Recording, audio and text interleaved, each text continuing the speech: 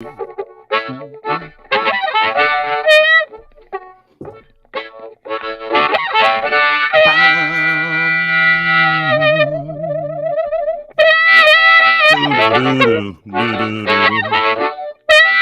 got a question to start the show for my friend Lochlin Cross. Got a big show coming up for you. We have a guest waiting. A very special guest. He's a rock star, Canadiana, one of Canada's greatest guitarists, one of Canada's greatest producers, musicians, one of my favorite artists of all time, one of my favorite bands of all time, blues, rock. If you love that stuff, you'll love these guys. But before we get to our musician friend who's going to be joining us here. He also owes me a percentage of my hearing back. Well, let's talk about that because he actually probably owes me some money for hearing aids too. I've been to several of his programs. I've been to several of his shows. If you haven't been to one of these shows, you haven't suffered hearing damage. And when you're like a rock fan and you go to one of this guy, and I won't tell you who it is, I'll make you guess. Won't tell you who this gentleman is. It is and I've seen, I don't know, hundreds of bands. Loudest show I've ever been to in my life. Every time I've been to it. Anyway, before we get there, rivaled Motorhead. Motorhead was fucking loud. Yeah. Was aggressive. But before we get to our world-beating guest, is there a reason you're wearing a T-shirt over the top of a dress shirt? Is there? Oh, no. This is long underwear. Good. Great. Okay, so I put this on because as soon as I'm done the podcast, me and the pup gotta go out and we gotta shovel because we've been getting dumped with snow. You got snow there? I'm also wearing long johns. Yeah, let's have a look at those. Great. Yep. Take your pants off. Long johns. That's there great. You go. There you go, bud. There you go. All pairs of underwear, and I tuck my long johns in because I like how that feels when she's fully tucked. Yeah. It's long john season. So Loch's in Edmonton. You got a huge dump of snow, here. Which is it's not warm there either. What's the temperature? How much snow do you have on the ground there? What are we talking? AB storm. It trended yesterday on Twitter. What do you got? We've got about half a foot, maybe a little more. Ooh. And it's it's minus 14 with the wind chill, minus 21 already, huh? Yeah. It definitely didn't slow down. No. That's why most people move to the United States when they get older. They get established in their career, like our next guest. Probably one of the reasons why he decided to move to the United States. I'm guessing. I don't know. I think it's this person lives where everybody seems to want to move these days. Like I've got friends that have just picked up and left Prince Albert, friends that have just gotten up and left Vancouver and gone to live in Austin, Texas. So please welcome to the program the lead singer, guitarist for Canadian rock and roll legendary band, award-winning producer. Don't ask him about his awards because he can't keep track and he doesn't really care, which is fascinating. Please welcome to the program, Gordie Johnson, Big Sugar, ladies and gentlemen. Gordy. Huh? Gordy. Wearing long johns. Not in Austin, right? Balmy Fahrenheit degrees here today. It's kind of humid. It's kind of wearing shorts. No. Sorry, Loch. I'd love to help you shovel your... Damn. You're scaring the heck... I've got tour dates booked. Killing me. Yeah. Don't you have a New Year's gig? Yeah, Edmonton. Yeah, man. Well, River Creek Casino. New Year's. I've done more than a few New Year's Eve rock shows. So I know what to expect. What a shock to the system still to this day. Yeah. Snow? Yeah. I don't know how. Well, like how y'all do it. When you move back, so when did you move to Austin? How long have you been down there, Gordy? 20 years? Yeah. Yeah. Was snow the impetus? Was it the music scene down there? Like, why'd you go? Something to do with it. A little bit. Mm-hmm. A little bit. Mostly just culture, of course, the climate. There's the food here, especially. I mean, this isn't like a music industry coming to get famous, which was never my my career decisions anyway. clearly. To be someplace where they put such a high value on music and creativity, your craftsmanship as a musician. Mm-hmm. Yeah, Austin. I don't know, when did Austin become? South by Southwest happens down there. All the creatives seem to be moving down there. I've got a couple of author friends that have moved to Bastrop, Texas, just outside of Austin. What's the deal down there? Is it just like, do they give tax rebates for creatives to, like, what's the situation? Or is it just kind of this natural progression? Really don't. No? Okay, good. They really it's the musician. That really started, Austin was just a university town. The state capital is here. So just government and then rural outlying areas. So you had this weird influx, intellectuals and students, politicians, farmers, ranch hands, all these people gathered in one place. And in the 70s, left Nashville quite famously and started telling all his friends about this. The beer's cheap and cold, and weed is easy to get, and the folks just love country music. So this is where the hippie outlaw, and really from that moment on, it's a place where you come and create stuff and do it any way you want to do it. I mean, the resurgence of blues in America really starts Clifford Antone in the 70s and into the 80s, and then once you had people like Stevie Ray Vaughan coming out, everyone started to look at Austin as a center for blues. So this is the state where guitar players come from, whether Walker, Lightning Hopkins, Johnny Winter, Stevie Ray, Dimebag Darrell, from. So as a guitar player, seemed like a pretty good. Yeah, and no snow too. No one shovels your driveway, right? Like, you don't have to get up at 5 in the morning, have your wife go, "Hey, listen, get out there, start shoveling that shit because I need to get to work." You don't get any of that at 5 in the morning. No, I don't. Although we've had a couple of years, 2 years. Of course, you would die laughing if you saw what closes the highway. It's not enough. It's not enough ice to ice a donut, and they're just like down. Power lines come down. Schools are closed. No one's got water. Like, this wouldn't close a Tim Hortons park. It's an entire state. You know what I mean? Like, it's pretty crazy. They're just not made for having it. There's no such thing as snow tires. The roads aren't even built. So I don't know if the climate is, if that kind of climate is here to stay, in a heap of trouble, because it's really, really hard to keep up with freezes here. Yeah. Of course, I'm a pro at it. I know how to, tell all my neighbors to get the icicles off the bathtub, melt them down so you can flush your toilet. Oh, we got this. Can't kill me that easy. Well, it's not even the difference. It's like the difference in climate, right? Like you spent the majority of your life in Canada. 20 years ago, you moved to the United States. I mean, case in point, today you got the U.S. midterm elections, and it's like, do I ask Gordy about the midterms, or do I just say, yeah, Gordy, how you doing? Are you all right? Not interested in politics? Are you worried about it? Oh yeah, I'm worried. It's a worrisome thing, but hopefully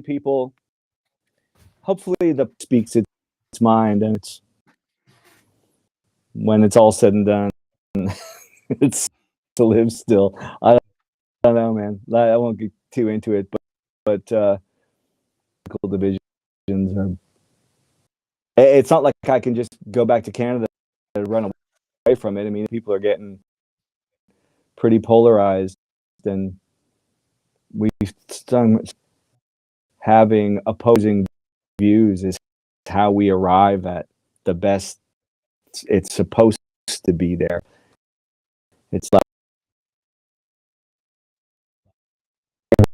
one side wind.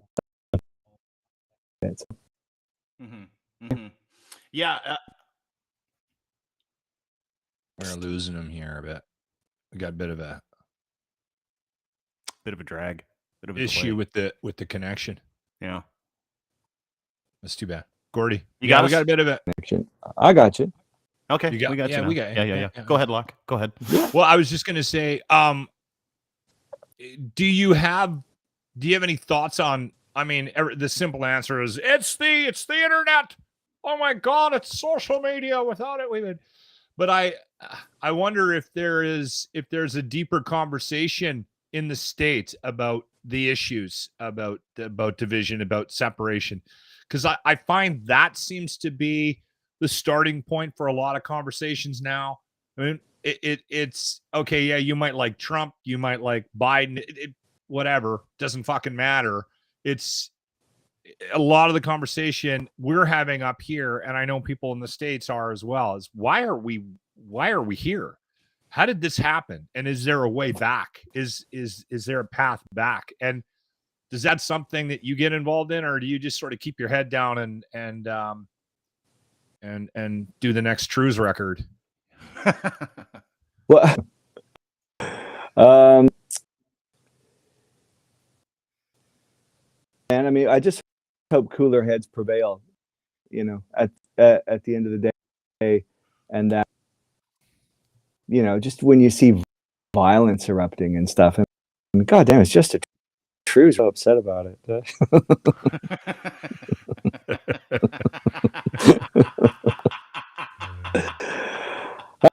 They're up in arms. Everybody, you know, thinks they should. I don't know. Yeah. I know why the Trues are such a divisive. I don't think the Trues are driving international division, Gordy. I don't think they are. But it's got to be weird. I mean, they're pissing me off, but I don't know about you. Yeah. Well, we don't have to work with them, right? It's the same thing where everybody's like, you get to work with the Trues, or oh, you're married to her, that's great. And you're like, yeah, it's a little different. But you don't have the same experiences. Okay. Yeah. No, you don't understand. It's different. But it is different. Like in terms of you being a Canadian, you go down there, you settle in, you're there for 20 years, and over the past like 5 or 6 years, things down there are a little more extreme than they are up here, right? Like when you look, is there any point in time where you're like, maybe it's time to go to Pelee Island for the summer? Maybe we'll go up to. We were looking at real land. I'll tell you the truth. I started learning it. I thought, let's move to Italy, but now it's like, oh great, Italy has their first fest, the Second World War. Awesome. So much for those Italian lessons. Is that what you're gonna do? You're gonna move to Italy because you're thinking, maybe we should just kind of go to because in Italy, like 2 weeks ago, they elected the first fascist government in the history since the fucking Second World War. Yeah. So I'm like, I mean, Spanish isn't that hard to learn. I could try that one, maybe. I don't know, man. There's something to be said for like digging in and try to make a difference where you are to whether I was living in Red Deer or downtown Toronto, or Texas, wherever you are, you got to make a difference where you are too. Mm-hmm. Mm-hmm. Yeah, a lot of people don't, right? Sorry, Galak, go ahead. Are you writing right now, Gordy? Are you got anything coming out? Yeah, dude. I'm here in my studio, producing records with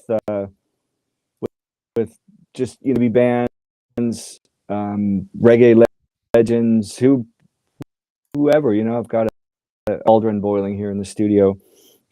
Got lots of new Big Sugar songs written, probably.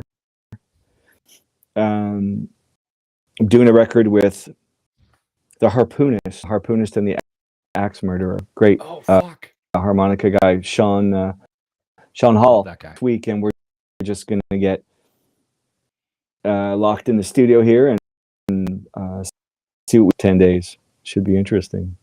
So can I just jump off on the harmonica stuff real quick? Because Lochlin tells a couple of stories here, right? He tells some fantastic stories about himself. And he told me that he played harmonica. When I met him, he's like, I played harmonica with Big Sugar before. And I'm like, no, you didn't. He's like, Yeah, he did. Yeah, I did.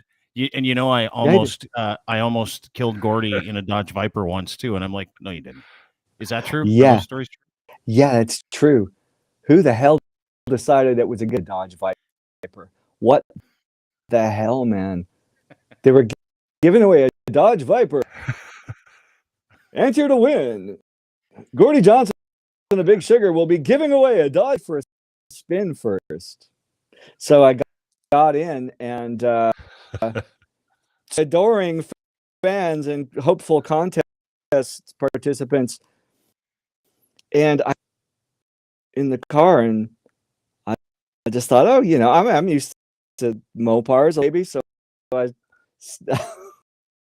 loaded it up and dropped it into first gear, and that thing spun in a circle. It was like a donut at the corner of Portage in Maine, and on a sidewalk in front of the radio station. What a disaster. I'm lucky I didn't kill anybody. It was the worst driving experience ever. That car it starts at 100 miles an hour, is just not moving. Okay. So that story is true. Yeah, it's true. He almost killed you in a Dodge Viper. Now, did he perform with Big Sugar? Did he play harmonica with you at a show multiple times? Yes or no? It's been more than a Lochlin Cross pulled out a harmonica, invited and uninvited, but always that's the always harmonica welcome. guy. Doesn't that sum up the career of the harmonica? Or uninvited, you're playing the harmonica. Hey, what key are we in? What key are we in, Gordy? No stopping him. I don't fucking know. Just grab D. You blow. Ow. Yeah. Is he good? Is he good at it, Gordy? Is he a good harp player? Good enough to have been welcomed back. Not as good as Kelly. Kelly's a legend on that fucking thing. Yeah, pretty good. Kelly's like serviceable. You wouldn't like if let's say your harp guy decided he came down with the flu one night, and you're in Edmonton. Let's say you're at River Creek Casino. Let's say it's New Year's Eve, which it is this year. BigSugar.com. Cross Canada Tour, 25th anniversary of Heated. One of my favorites. Make sure that you go to BigSugar.com. All across the country, starting in Montreal. That's a reggae record. He doesn't need a harp player on that record. No, but dude, you're probably going to play some other songs, right? I know it's a reggae tune. Probably going to play some other songs. That's true, and some of them have in them. So, if I only knew somebody who was a passable. Yeah, that's what I'm saying. That's like, it. Let's say you New Year's Eve, River Cree, he's there. You're like, anybody in the audience, can they play the harmonica? And you see Lochlin in the back and his hand goes up. And then you see 3 or 4 other ones. Are you going to go with Lochlin, or are you going to go with the other guys who might be better than him? I'm feeling uncomfortable.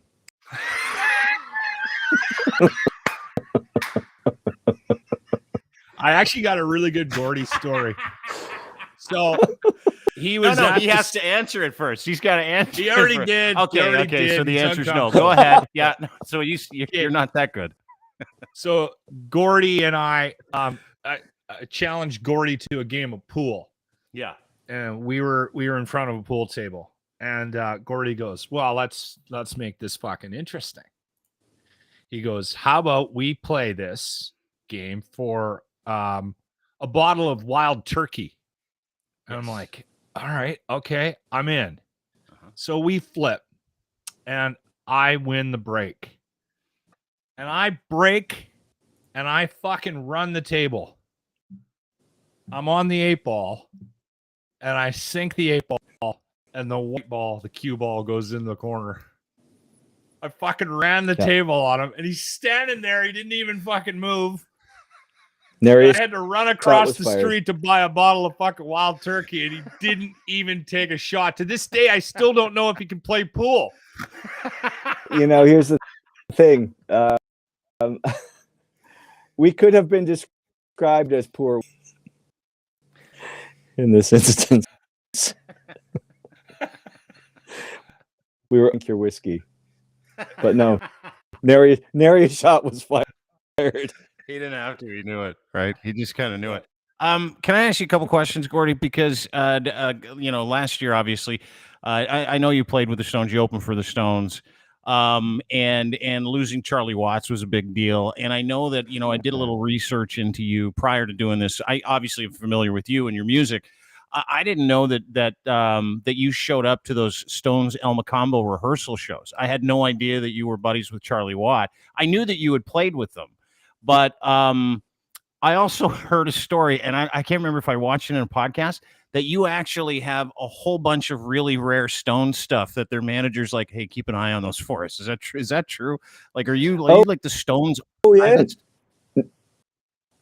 No, it's not Stones memorabilia. It's old blues records that and Eric Clapton and Brian Jones were learning from these records.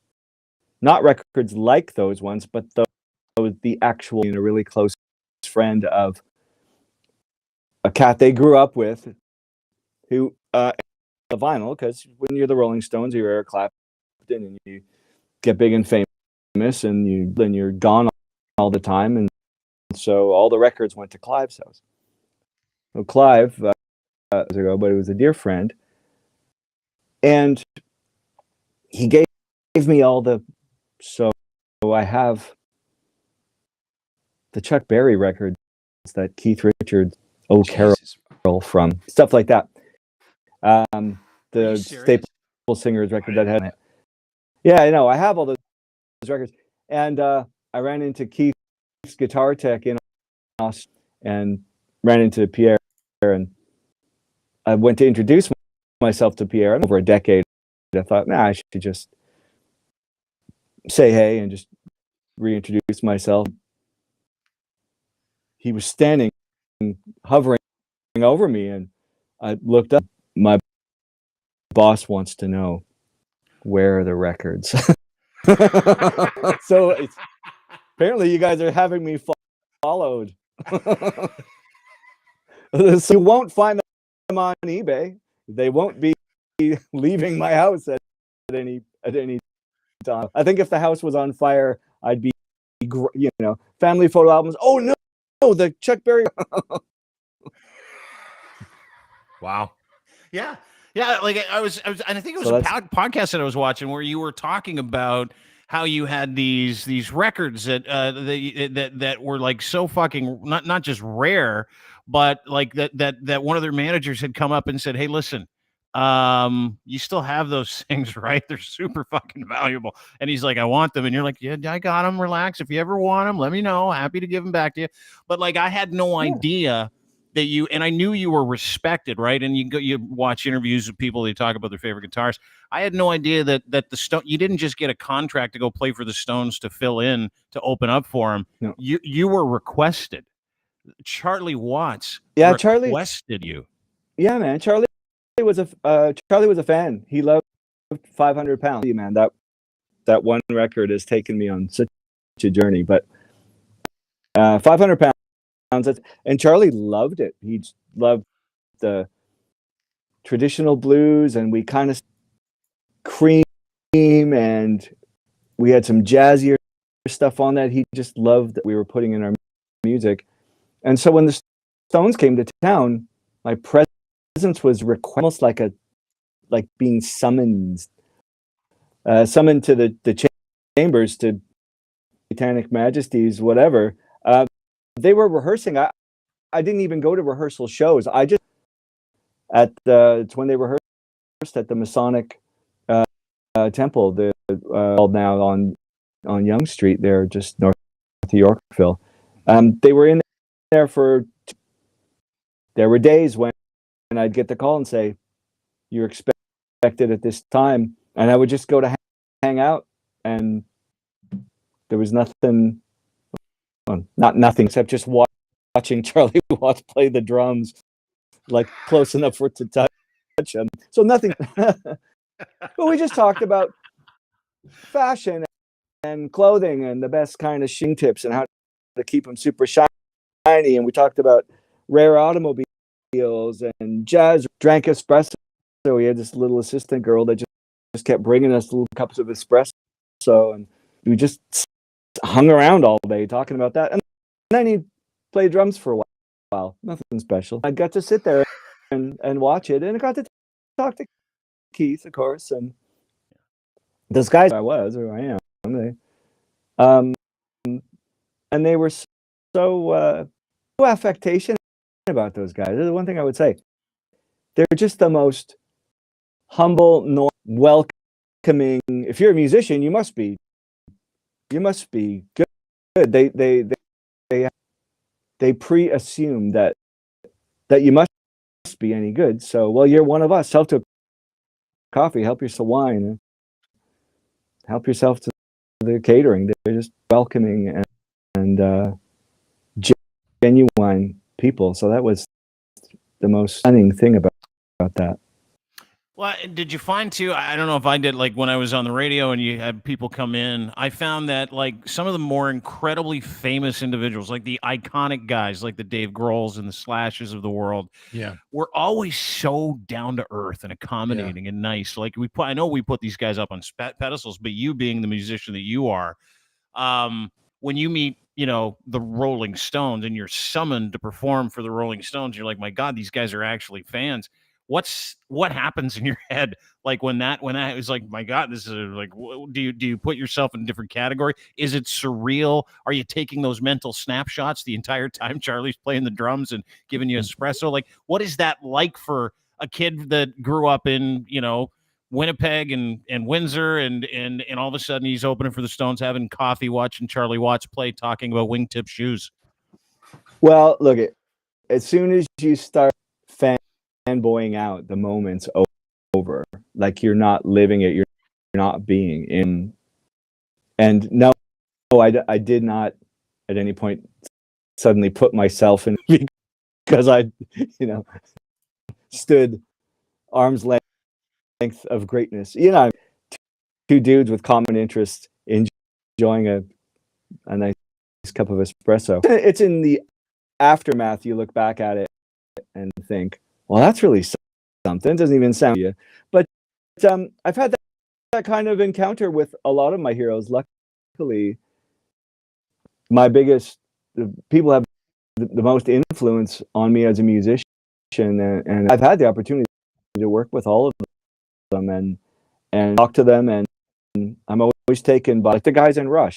Oh my God, there aren't sweeter dudes. I mean, Alex Lifeson babysit my kids. Like he's that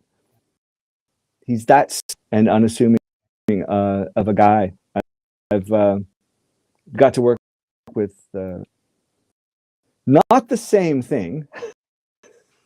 He's definitely Billy Gibbons, an act he's putting on. He doesn't put on that costume. Like ZZ Top? He wakes ZZ. Yeah. When Billy Gibbons gets out of bed in the morning, that's what he looks like. There's no hair. He doesn't go to hair and makeup before the show. That dude walks around just at the taco stand, just like everybody else, but dressed like that, holding a vintage. This is just, he ain't putting it on. Well, I'll give him that. It's not an act. He's really, and super sweet, super intelligent guy. I really deeply influenced by his kindness. He sends me a email every year. Mm-hmm. Some funny meme of something or something. I get a thanks Gibbons message every year. Happy. To which I always reply, thanks Gibbons. I always try to talk people into, anytime the ZZ Top conversation happens, I always try to steer them towards their earlier stuff, which I know, and Billy's kind of, he's weaved his way through the blues over the years, but I think a lot of times people know them from the Eliminator record, right, from the 80s, and they're like, but man, that early blues stuff that ZZ Top did was so fucking killer. Those early records were amazing. Trey's Hombres, those are records you got to go back and listen to if you're a blues fan at all. Like, it's funny that he's known as a guitar player and he's known for the work that they did in the 80s, but I don't know, is he, probably in Austin he's known in Texas and in southern states, he's known for the blues, right? Well, that's another benefit of living here, is that as much as he's, you know, a worldwide big deal, a taco wagon for a taco like everybody else. Like, there's no special treatment. He comes here, if Jimmy bar, he'll come and sit in with Jimmy Vaughn. Okay, first of all, why is Jimmy Vaughn playing a neighbor? That's the first question you got to ask yourself. But he does. I've seen Jimmy play to 20 honky tonk on a Friday night. There's nobody came out and Jimmy playing like a god. And if Gibbons walks in the back door, be up there playing on any given night. That's just kind of what I had the chance to hear Billy play in a very unguarded, unrehearsed guitar, and played some of the greatest blues we've ever heard. You know, so I have to go back to the 70s to hear snow. That. It wasn't He's still the snow. No. Yeah. No, I think he likes the culture down there. That's the thing. Like, I went to Nashville a few years ago, and I was amazed at one thing. Well, lots of different things, but I was amazed at one thing. Is like, it didn't matter where you went for dinner, for a drink, whatever. You would walk into a place and the music was spectacular. It was all live music, right? And it was like, is it the same in Austin? Is it kind of the same vibe where you could literally walk into a tavern and you might see Billy Gibbons playing with a couple of guys, or you might actually get up and play a couple of, is that the kind of the vibe in the community that's going on down in Austin? Because it feels like everybody that I talked to said, dude, the scene down here is incredible. You could walk into a coffee shop and some guy that you just bought his record on iTunes will be sitting there playing his guitar, and like everybody in there, no one has any idea what he does, because it's the anonymity. There's so many creative types and so many rock guys and blue guys down there, right? That's exactly what it's like. And it's not just the famous people you've never heard of, who might not even ever leave Austin, because Austin's so to live and you can always be playing gigs. So you have people who are just famous in the States, in Austin, and they're just as good as people. So yeah, it's a very, very high standard here. You come to expect that there'll be great music wherever you're going. Yeah. Any thought about a Grady record? Another one? Oh yeah. I wouldn't mind a new Grady record. Yeah. Come on, dude. Let's do this. Nice crunchy blues record. I feel like dude, we're big fans. Just so you know, we're huge fans. I know that you're buddies with Loch, and this is the first time we've met. I know our paths kind of crossed when I was at the Edge. Remember one time hearing an interview with one of our afternoon girls when you were going to do the national anthem at the Jays game, and she asked you what song you were going to be performing, and I died laughing. So I don't.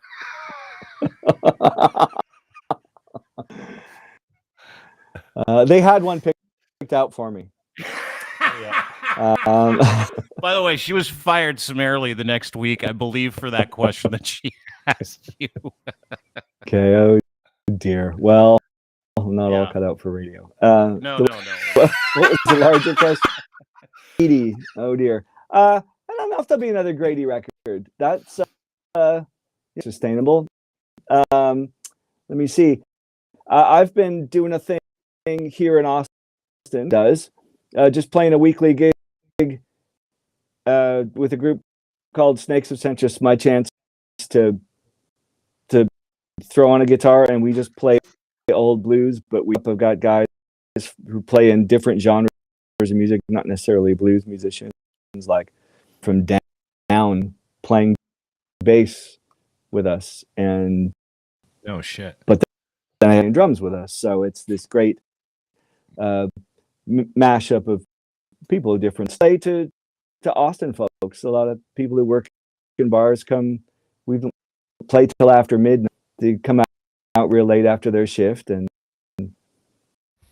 we have some really diehard in Austin for Snakes of Central Texas. That's something I'd like to bring on tour one of these days. Hear me just strictly play some blues for a couple of hours. That would be fun. Oh, I'd love that. Yeah, Snakes of you were cut out there. Snakes of Central Austin, Texas. Snakes of Central Texas. Yeah. All right, we're writing this down, by the way, because we're still big. Is there anything out there? You know. Did you like any YouTube shit or anything like that? Yeah. Okay. Yeah, there's some YouTube stuff. I'm good. The first video that we put out there was just shot on an iPhone. We had Hunt Sales on drums, and if people don't know, Hunt Sales was the drummer for Iggy Pop, and if you listen to Iggy Pop's Lust for Life, that the big boom drum sound from Lust. That's what he sounds like when he gets out of bed. It's just a complete freak of nature. Amazing month of shows with us, and so he's in some of the videos too. So people should see that, because nobody's like Hunt Sales. Man, that guy he's incredible. Just goes off like a cannon. So pretty inspiring. It's incredible because it's just a roster of people that are always playing music in and around there, right? What is it that you because you're coming on tour in Toronto? No, it's not just Toronto. You're doing in December. You start in December out in Montreal. You're doing the 25th anniversary of Heated. You've got a bunch of dates. Go to bigsugar.com, and for anybody listening, so everybody knows, your the tour dates and everything are in the description of the podcast. So I would encourage everybody to go and check it out. Do you still, are you like me? Because when I was younger, you go in, you do a radio show. To you, it would be like a big rock show. You go to the next town, you do it again. It was the thing, right? Like that was the meat of what you enjoyed doing. I don't know if you felt like you liked recording more or you liked writing more, but for me, the culmination of everything you did, your work, your prep, everything went into these shows that you would put on. Now that you're producing, now that you're doing all the other stuff that you're doing, do you find that the older you get, the more your interests change? Like, do you find that, man, I really enjoy producing more than I enjoy writing, or I really enjoy performing more than I enjoy producing? Like, do you find that there's a different bit of a balance? Because I find for myself, because this isn't about me, Gordy, I'm not interviewing me, just so you know, I'm asking you about you, but I'm also relating it, which is why I'm asking the question. Whereas I used to be all about the show. Now I'm all about, the business of this, the way that certain things work, understanding and learning new things, building a business, helping other people, sort of producing like you produce when it comes to online content, podcasts. And I've been kind of shook by it, where it's like, do I not want to do a show again? Because I enjoy doing the shows, but I also enjoy doing this other stuff that I didn't think I enjoyed before. So when you get a little older and you've got, a foundation under you, you can kind of captain your day. What does that look like now for you? Never really made any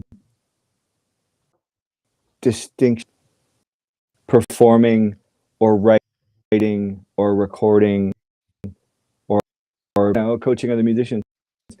To me, it's all kind of, it's always all just been part. If there are long periods of just being in the studio, I will just go book some. When my phone rings to go play in Austin, I answer it, whether it's to play drums, play bass, or play some blues, jam band stuff, whatever it is. I'll just up and go. Like, it doesn't break my flow or interrupt with my state of mind about, and I've never separated any of those things. It's just,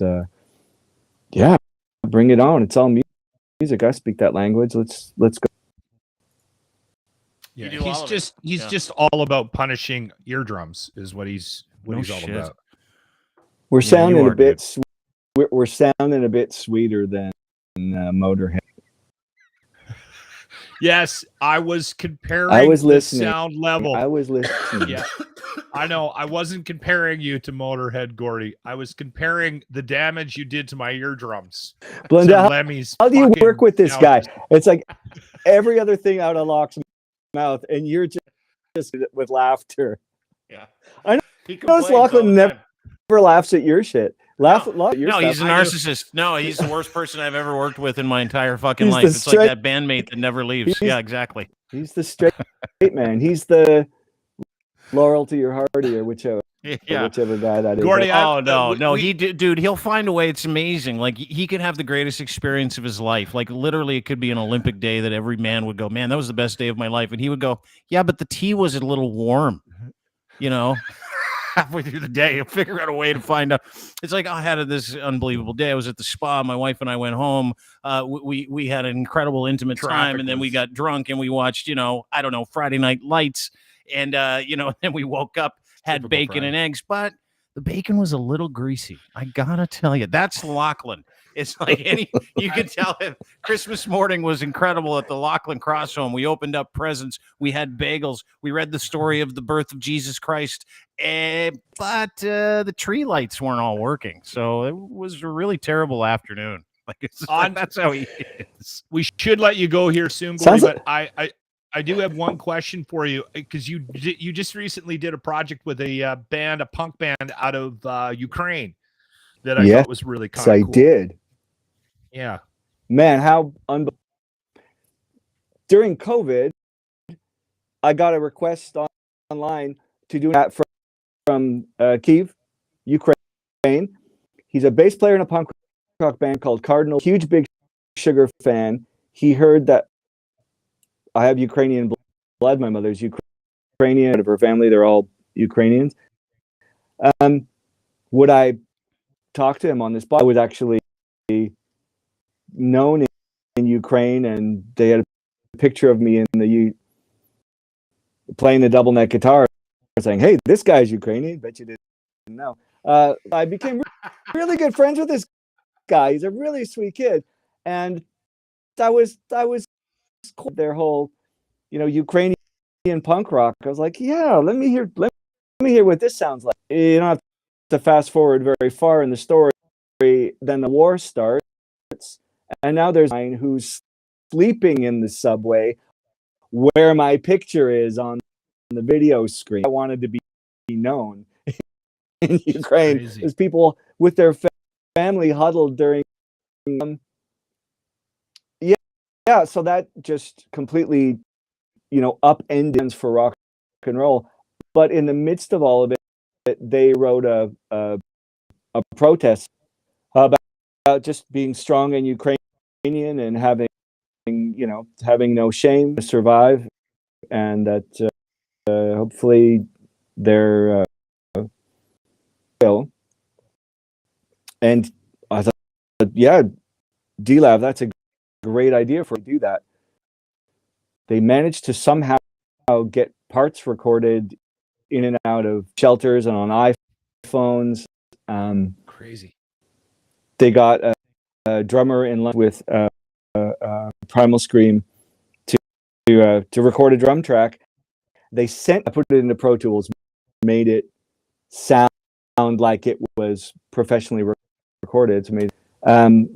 But man, their performance and the intensity of their song, I was like, oh yeah, anything I can to help you guys. And then they asked me to sing and play on it, which of course I did. I got in. So I recorded and played on the song Ukuline, which is it's like, I guess in hockey there's a famous, it was with Detroit Red Wings, a whole one of the whole squad was Ukrainian at one point on the. Just made a comparison of that to all the people in the subway, everyone on the to go west to Poland to escape the war. This common background. They're all youth, like hockey players. Like there's that whole tough, kind of spirit about them. So yeah, I was very proud to work with Cardinal Birds and mix it and get it mastered. Howie Weinberg in LA mastered it, and real honor to be a part of it. And I hope they have some success with the song outside. It's a really great sounding tune. It's a great tune. I might play that tomorrow. I got that put into the system the other day, so I'll spin that on the radio show. Mm-hmm. Yeah. It's amazing too, right? Like it just the music and like you're just talking about, you know, you're in your studio, you got your guitars on the wall, you can record it, flip a switch at any point in time. And these guys are running around looking for places where they don't hear bombs dropping, just to try and record their parts to get them to you to support the Ukrainian people. I mean, even in that message alone, you know, you get the importance of music and the importance of music in these people's lives, and how willing and able they were to do anything that it took under these fucking crazy circumstances just to go, pardon my language, just to get this stuff done so they could, you know, offer something to some kind of comfort to the people. And we talked to a guy from Ukraine weekly on the show. His name's Alex de Rebekov. And I think it was a Pink Floyd tune that they did. I think it was some kind of Pink Floyd collaboration that they did. And he said it's, you know, the music of the people that collaborate with their people is truly sustaining so many people in battle and so many people as they try and get through this, right? It's truly a fucking remarkable story that you're collaborating with these guys and they're running around doing a couple guitar pieces here, doing a couple drum pieces there. Right? Yeah, it's funny you mentioned that, Gordy, because the Cardinal Birds video, I saw it on YouTube, and they're recording in the subway. There's like a stand there, and there's a fucking hot plate. You can see, like, it's bizarre.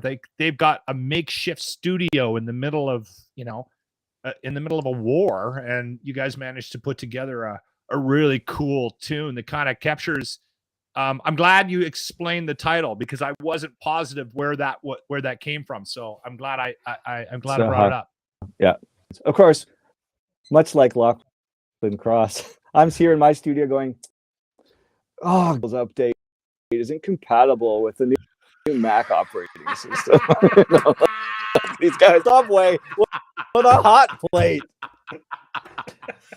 Oh, I wish they'd quit with the OS, because it doesn't work with the new Pro Tools. Dude, you don't even know how prescient that is. We had Alex on Sunday because of the rolling blackouts. This is a true story. And he's like, guys, I only have like 20 minutes before the lights go out. And we're like, yeah, no problem. So Locke goes, okay, can I ask anybody about their wires? Like, are there wires? Because my fucking audio sucks. Like, I can't get anything into my fucking computer. And he's like, Alex, just hang on a second. Alex, can you hear me? I can't hear you. This is fucking bullshit. I'm not interested in doing this. This program sucks. And then I'm like, I sat there like this for like 10 minutes watching him fucking just lose his mind. And I go, can we just kind of muddle through it and see how it goes? He's like, all right. Okay, so it's not once in a while. No. It's not just with me that Lochlin Cross is like this. I feel it's special now somehow. Oh shit! Hey, listen, Gordy, funny because it's so true. I want to thank you for it. Is true. I love it too. It's video idiosyncrasy, and I think it's fucking magic because we're all the same. We all have our little bugaboos. But listen, thanks for doing this, Gordy. We're huge fans, always have been. Go to bigsugar.com, check out their tour dates in Canada. Heated the 25th anniversary tour going from Montreal to Edmonton, New Year's Eve, River Creek Casino. I might actually head out there I might spend New Year's Eve with you, Locke. Yeah, I might be hanging out with you, and we'll go to Gordy's show, and then we'll all go out after. Tune up the harmonicas, but you can be his harmonica. Yeah, I will. I'll be his harmonica fluffer. And then dude, you gotta make sure you bring him up just for like a lesson too. Bring him up on stage just to see how it goes. What key are we in, Gordy? What key, Gord? Sit down, Locke. Thanks, Gordy. Great to see you, dude. I'll talk to you soon. Thanks for having me Gordie on, Johnson. Fellas. Anytime, anytime. BigSugar.com. What a fucking great guy. He's just, you know what he is? He's comforting. You sit and talk to a guy like that, and he's got everything in front of him, right? He's comfortable. He gets up, probably smokes a bowl, starts playing his guitar, tends to the kids. I'm making up the bowl. I have no idea if he smokes a joint. I know I would if I was down there living on a farm, hanging out. Gordy, get up, have a coffee, smoke a bong, have a pancake, go produce an album, maybe go ATVing, maybe shoot some hogs. I don't know how he works, but that's what I would do. Yeah. Gordy has family here in Red Deer, and actually this is how fucking down to earth Gordy is. And I don't know if he would admit this to too many people, but he likes coming back in the summer to help at the farm. I don't know if he's still doing it, but he did it for years, because on his wife's side, they own a bunch of land in Red Deer. So he would come back and he said, the best thing about coming back was I wasn't Gordy from Big Sugar. I was just another helping hand, right? Yeah. Another farm hand. If they needed to fix a fence or dig some shit out of a stall, it didn't matter. You couldn't pull rank when you're on the farm. And No. he loved it, right? And that's just the kind of guy he is. And I think that kind of grounding you can see it in his approach to music as well. It just greatest. Can I ask you a question? Because you're a massive music head, I'm not. Is he not one of the most revered musicians in blues rock history? Like, is he not right now one of those guys that everybody in the rock blues genre goes to and goes, man, if we could get Gordy from Big Sugar to play on this record? Wow. Well, Gordy has a real gift of having this innate sensibility about music. He has this innate ability to hear it and play it, and he can get up with anybody and just go. And a lot of times he'll be louder than everybody on stage too. I joke about how loud he plays, because back in the Big Sugar days, he was his amps were so loud. No, he is an unbelievable musician, and he is an unbelievable player. And it's interesting that he talked about the guys from Austin that get up and just play. And you might be watching one of the best musicians in the United States of America on a Wednesday night at a jam after midnight on a Wednesday at a bar that holds 65 people. And you don't, you might not know it. That's what I've got buddies who live in Austin and just outside Austin, and they say the same thing. They're like, you can go into a restaurant that serves like, steak and whatever, and a couple cold beers, and you'll see a couple guys in the corner jamming. They might be like two of the biggest artists in the world. You would never know it, because it's like comedians in New York. Comedians go to New York to try out their shit in small clubs. Jerry Seinfeld might show up one day. Another guy might, Louis C.K., whatever the situation is. Louis may or may not have masturbated on someone prior to going on stage. It doesn't matter. Yeah.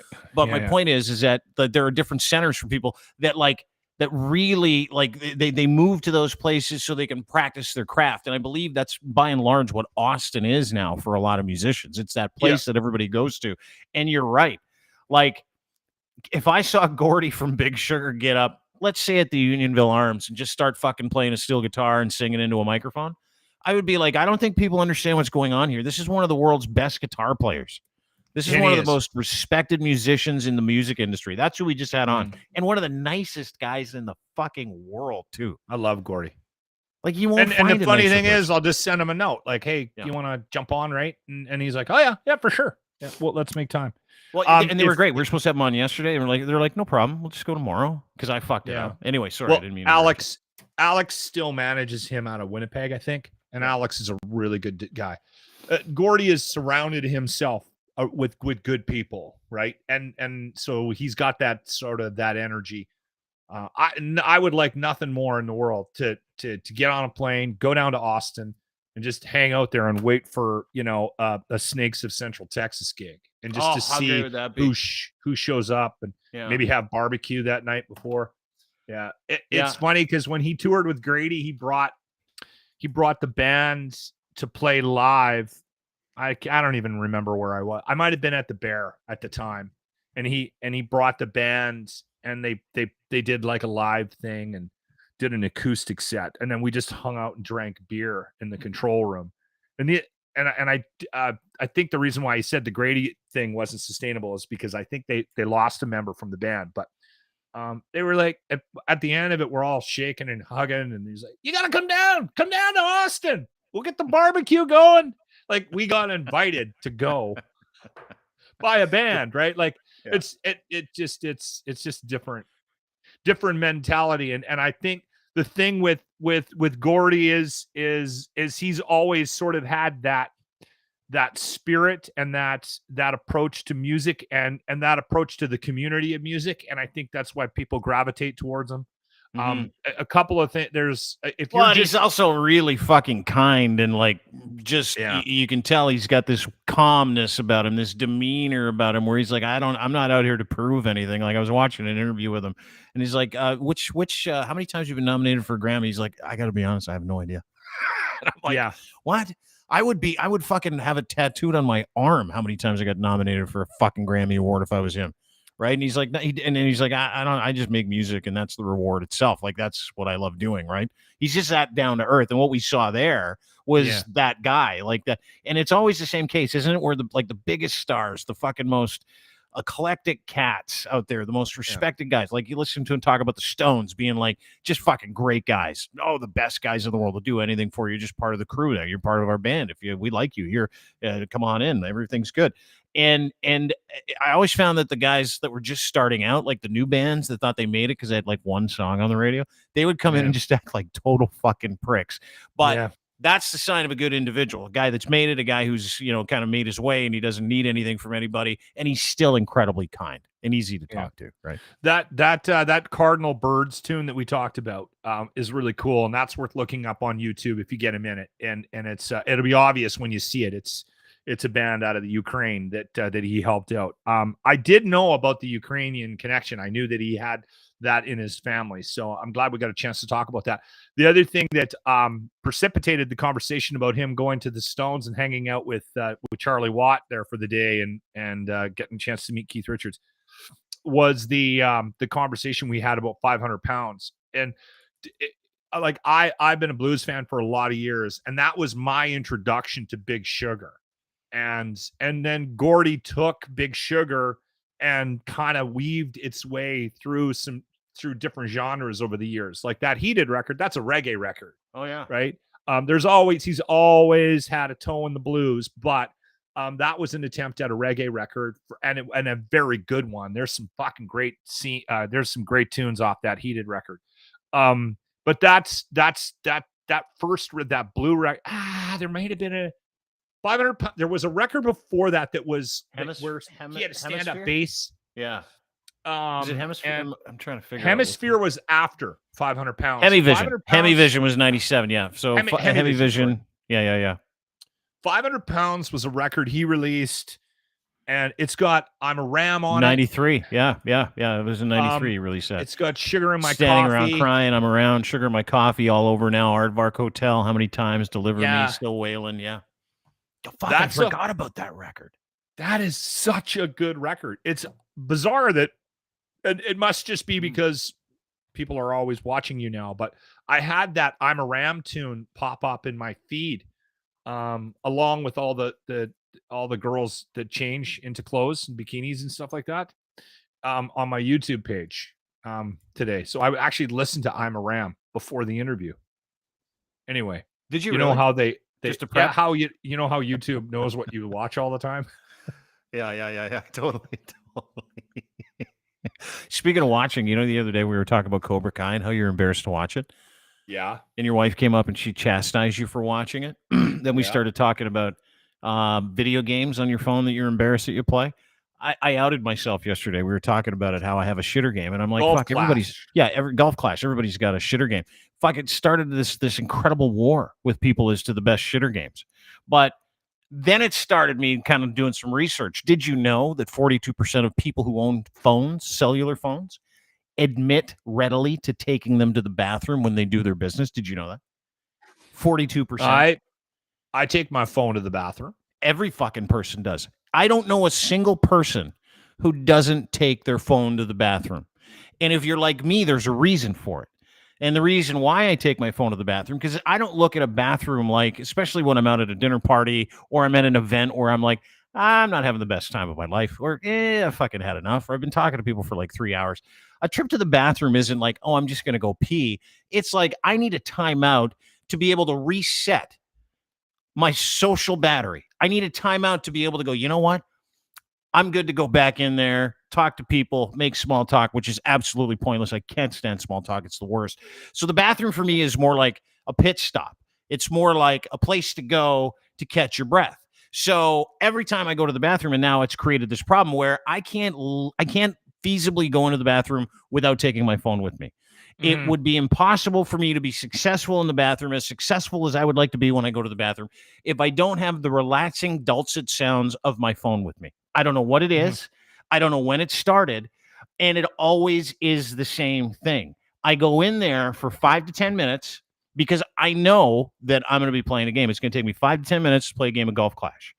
And I've been talking about this openly like an idiot for years. Are you being judged? Are you worried about being judged? It's unbelievable how judged I was over the past 24 hours on Twitter for taking my phone into the shitter. And you and I have had several conversations about the shitter phone idea, like who takes their phone to the back. And you know what? If you have a moment, like one-on-one, you just one conversation with another person, you're like, do you take your phone to the bathroom? And they say no. I'm convinced they're fucking lying. Yeah, I'm convinced everybody takes their. And you know who lies the most? Lying in the ladies. Comments. Yeah, fuck, everybody's lying right now. I never take my phone in there. That is bullshit. Everybody takes their phone in there, to the point where bathroom equipment companies are now making phone holders that double as a toilet dispenser. So not only are they making phone holders, and they're making them by the thousands. Like you can get just a phone holder that you can sit your phone on, because if you've ever gone to the bathroom with your phone, what's one of the worst things? Drive me the crazy. Yeah, that's right. Crazy. And you're like, I can't put my phone on top of it because it's going to fall on the big, you know what I mean? So now they're literally making these little pads that go on top of the toilet paper dispenser where you can put your phone. And some of them now have charging units in it. If you've got one of these new fancy, wireless chargers where you could just set your.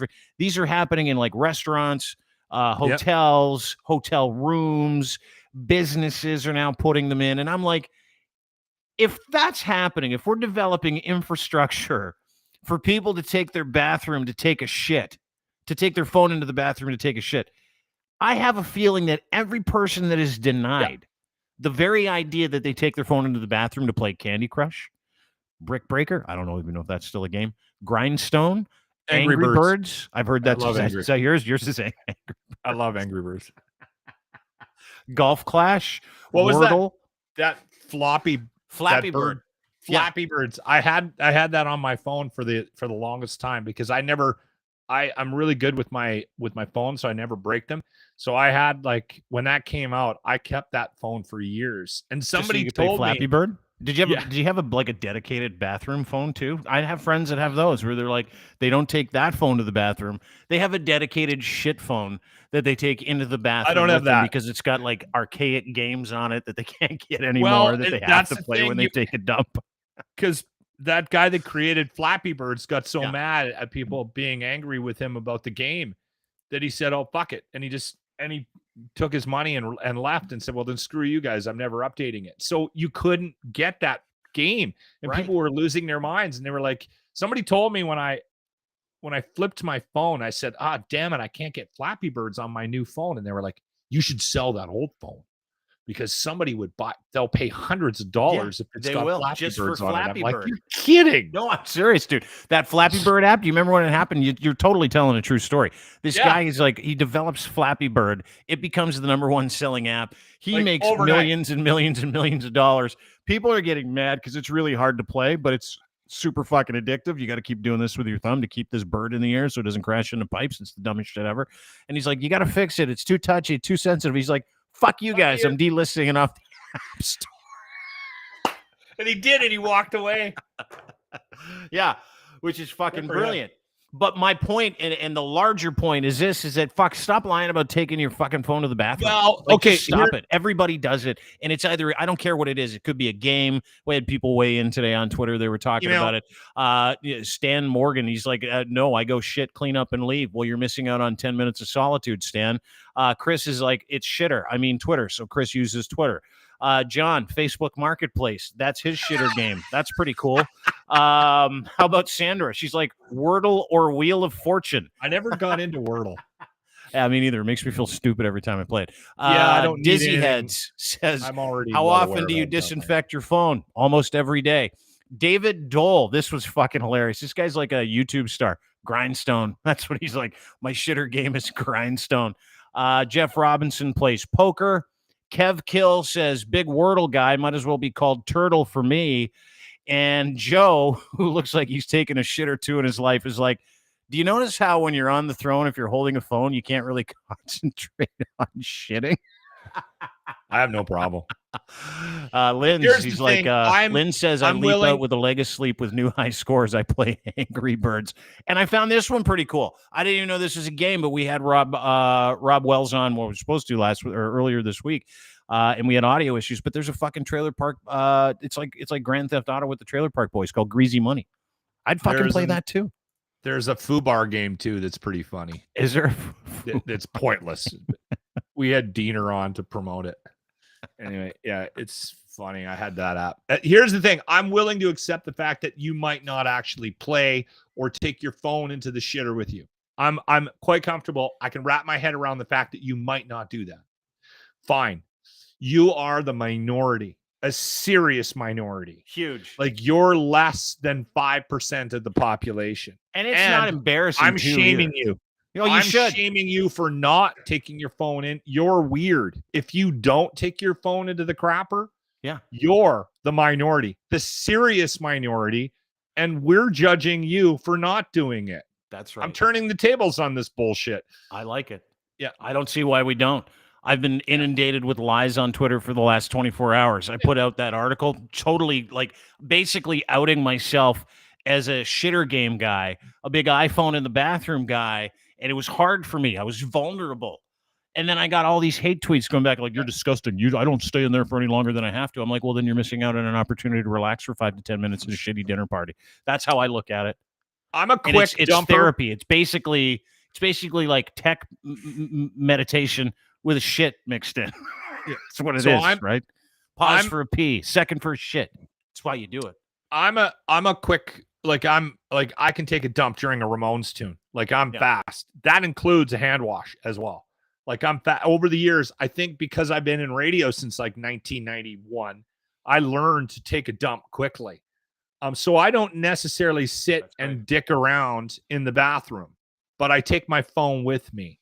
But I'll tell you it's interesting. You said you needed a timeout. And you know what? You know when that may go away? It's when your kids disappear. When your kids finally pack up and move out and give you the freedom you deserve. Because I remember I used to hide in the bathroom from my family. And I'm not even kidding. I'd be in there for 10, 15 minutes because I couldn't do it. I couldn't take it anymore. And I love my family. I love my wife. I love my children. But there was a point in the day where it was like, I can't do this anymore. I'm the only now I got Kingston. At least I got some male energy in this house, right? It's me and the boy. But man, for years I've been surrounded by women, and yes, I said your name, buddy. I was surrounded by women, and I just couldn't deal with it. Yeah. There was a lot of times I'd sit down there with my pants down around my ankles and nothing was happening. It was just, I needed a break. I'm not even kidding. Dude, I did the exact same thing for fucking years. I remember once being in the bathroom for 45 minutes. I peed like 20 minutes before I went into the bathroom. I'm like, fuck it. I'm just going to go into this little cave here and stay here for a bit. It's a good reprieve. You run the water because you got to make it look like you're doing something. Do you run the water a little bit too? A couple flushes? You know what? Did you do some fantasy flushing? Did you do? Because that's a big one. That's a big one. Everybody that gets to the point where they've had enough of the people they live with or the party that they're at, they'll go into the bathroom, be there for 20, 25 minutes. Little fantasy flush. Dude, I was at someone's house last week. They knew I was doing it. Well, no, they didn't. So they knew, but they wouldn't say anything because anything. it's embarrassing. You're like, did you eat something weird? Do you have IBS? You're like, no, I'm just sick of everyone in this house, so I hide it in the powder room. That's what I do.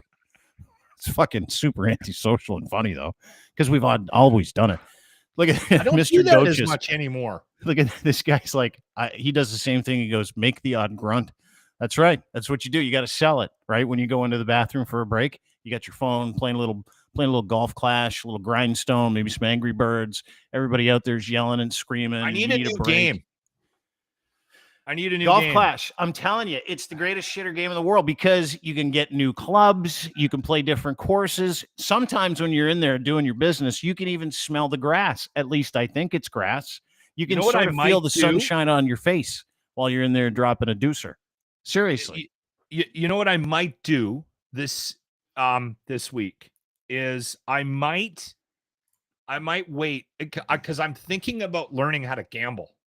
Because I felt a little emasculated in the last a couple of years because all my buddies are into that are into sports, right? Oh yeah. Are also sports betting, parlays, wildly online gambling. Yes. Yeah. And they're into, so I might just learn instead of a game, maybe I'll start trying to make a fortune online gambling on my phone. That's a great idea. Yeah, I don't see how that goes poorly at all for you. Brooke is gambling. He's making a killing. His wife's trying to push a kid out. And she's Dude, he was doing like 5 5-team parlays while his wife was in labor last week. Yeah. Like seriously.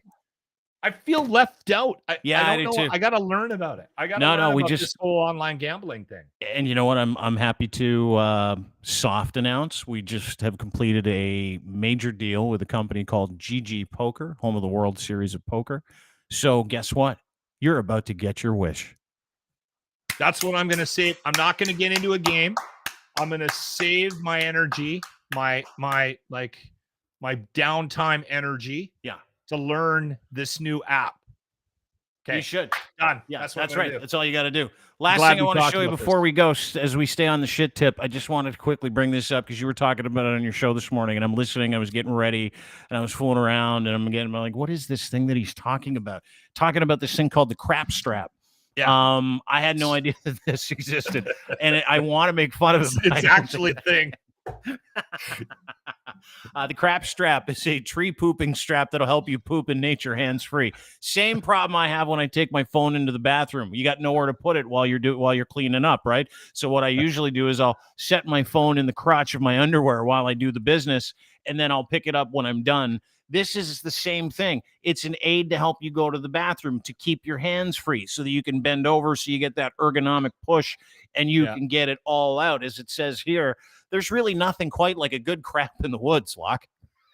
Well, and I was saying, because I'm not a big outdoorsy guy. Like I'm not doing, I'm not camping or doing a lot of that stuff.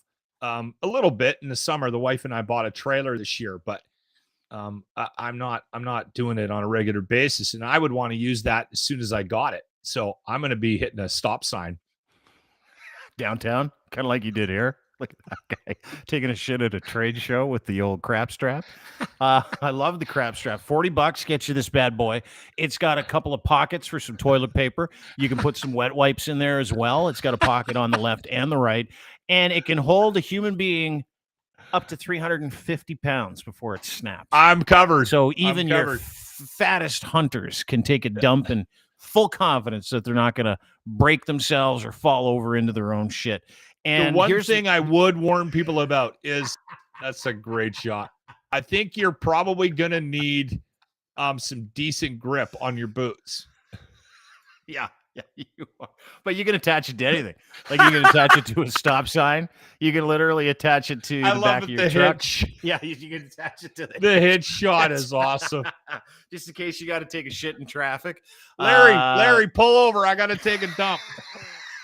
I love the captions. Is there a hitch on the GMC? A perfect addition to any camping, hiking, hunting, or fishing trip, the crap strap is perfect for use by both men who need to poo or women who need to poo or pee. Isn't that nice? With the crap strap taking care of securing your body in place, you'll have both hands free to take care of your business. Isn't that incredible? Not only that, you can snag the crap strap, KRAPPSTRAPP, from a website for about $40. That is honestly a good deal for a really comfortable crap.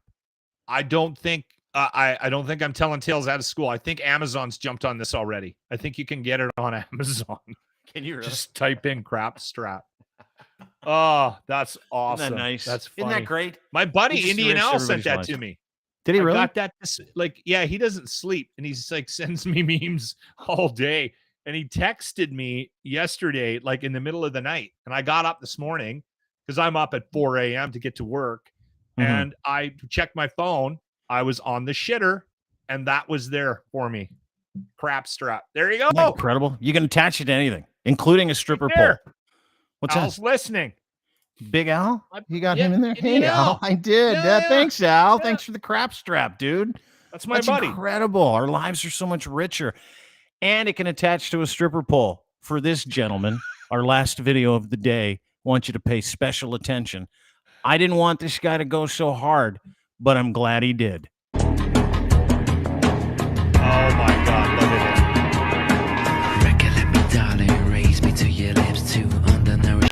Did you see what is that?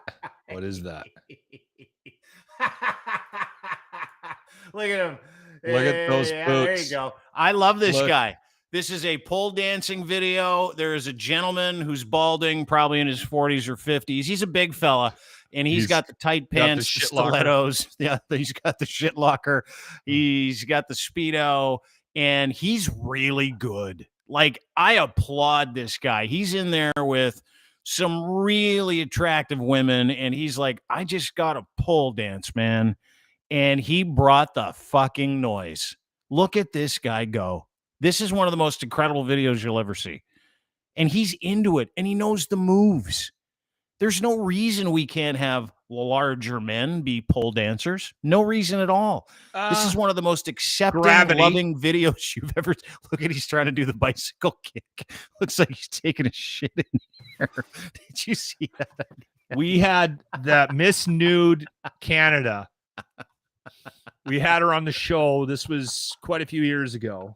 And she took us down to the strip club from Foo Bar. Just across from the airport in Nisku in Edmonton. Peelers.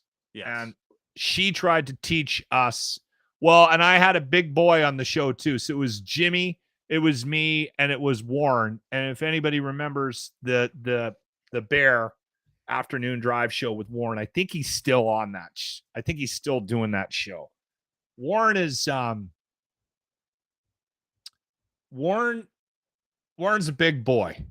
Like, I don't want to throw any numbers around, but he's a healthy individual. 4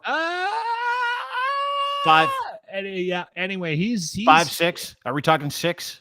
He 6 is girls? a big boy, and she was trying to teach the three of us how to pull that. That is not freaking easy. No, it is wildly difficult. I have after that lesson that we had with her, and I forget her name. She was a lovely lady. I have a whole new appreciation for this and what these women can do on a pole. It's insanely difficult. So good for him. And you know what? I bet you it's wildly good exercise too. Like, if you're doing any moves, wow, this is just the slower stuff. If you're doing any moves where you're holding yourself up, man, you are unbelievably strong. Women, crazy? Men and women. Yeah. Yeah. No, I just applaud the effort here. And it's hard because some of the women that are doing the pole dancing are incredibly attractive.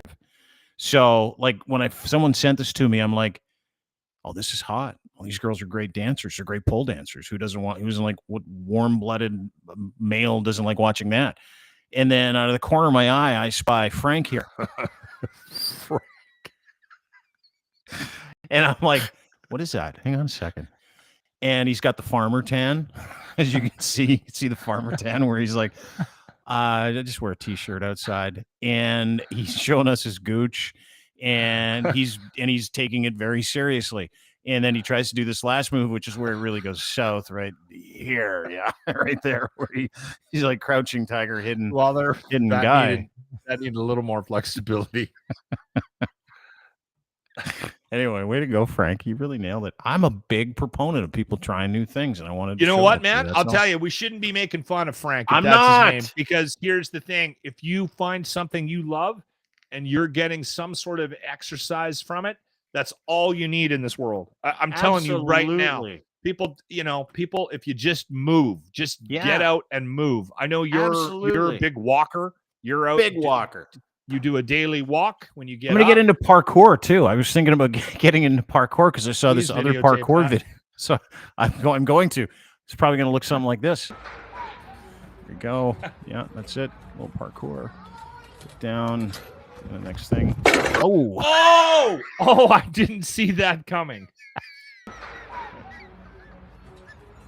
Oh, that poor girl. Oh, that one. She got that one right in the beak. Oh my God. Did you see that? That's why I don't exercise. That's why I don't go to the park to exercise. I'm afraid that I'm going to do that, and I'm afraid someone's going to have a camera. Seriously. Well, you should try this. I'm a big fan of yoga because it doesn't involve any machines or equipment. Oh my. Head up. Head on a swivel when you're doing parkour, kids, especially at the kids' park. Have a great day, Loch. Great to see you. Lochlin Cross, 957 Cruise FM in Edmonton, at Lochlin Cross on Twitter. Listen to him every single weekday morning. Thanks to him for showing up. Thanks to Gordy from Big Sugar for being part of that, too. Thanks to this girl for parkour. I mean, if we can't laugh, what can we do? She's apparently fine. Just a bit of a concussion and a bit of a goose egg. There you go, right in the forehead. But thank you, everybody, for being part of the show. And thank you guys for watching, and appreciate you being here. DaCosta, Gochis, Al, Jimmy, Paul, Joe, the Seaway, everybody. I can't get to y'all, but I love y'all, and I'm really grateful that you guys stop in here and have a chat with us and hang out. Thanks to Gordy from Big Sugar. Thanks to Alex from B&B Productions for helping put that together as well. Really appreciate it. Don't forget, go to bigsugar.com for the Cross Canada Tour information starting in December, friends. Bigsugar.com for more information. Also want to thank our friends and sponsors, specifically at Cantork Industrial Torque Wrenches. Listen, if you need something to fasten or loosen something, Cantork does it. They make rugged, hardworking, beautiful torque wrenches, Canada's leading industrial tool experts.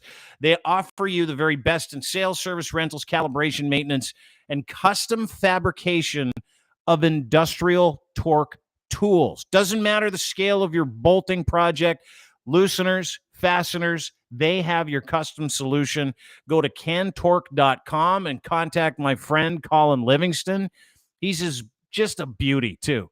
Like, the reason why we started working with these guys is I was amazed by their story. One of the only companies to go, you know what? It probably is more beneficial to my bottom line to keep business overseas. We're going to bring everything back to Canada and employ just Canadians, and we're going to help the economy and help the people in his community, just in Edmonton. Beautiful people, fantastic products, incredible solutions, hard-working, beautiful torque wrenches, Canada's leading industrial tool experts. Go to cantork.com for more information today. Also, hello and thank you to our guys over at Easy Auto Financial for helping make this possible as well. If you're looking for what appears to be a vehicle, everybody needs one. You got to get around. Maybe you don't have financing. Maybe you're looking for financing. Maybe your credit rating stinks a little bit, and what you're doing is going door to door trying to get rates, and you're getting your ass jammed because everybody wants to stick it to you. Not Easy Auto Financial. They get you free financing. You do not have to pay for it, and the best rates available depending on your credit rating. Make sure that you get a hold of these guys. They are incredible. They're solution-oriented insurance ninjas. It's what they do, and they'll help you buy a car, make the whole experience turnkey. Go to easyautofinancial.ca today for more details. And last but not least, our friends over at kivlaw.ca. Life's tough, especially when you get into a legal jam. Nobody likes being in a legal jam or jelly. There's one guy I trust when it comes to legal defense. You know who it is? Rob Kivlikin, kivlaw.ca. Seriously, this guy's been helping make people's problems go away, helping put lives back together, helping people in their moments of need for years. He is Southern Ontario's best defense attorney, and his team is incredible.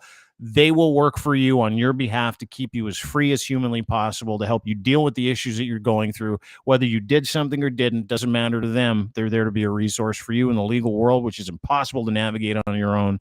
Kivlaw.ca, defense attorneys that care about you and will help you through whatever it is you're going through. Make sure you get a hold of Paul today. If you're in Southern Ontario, you're looking for tremendous legal representation. Robert at kivlaw.ca. Again, Robert at kivlaw.ca. Send him a note today. That's it for us. Have a great day, everybody. Appreciate you being here. We'll see you on the flip tomorrow, right here on this very program. From the Globe and Mail, from the Washington Post, from Ottawa, journalist, Dr. David Moskrop. We're going to take turns literally beating the living shit out of Doug Ford's reputation and what he did to this province. Join us tomorrow, David Moskrop, on this very program. Have a great day, everybody. See you tomorrow, 3 o'clock. Bye.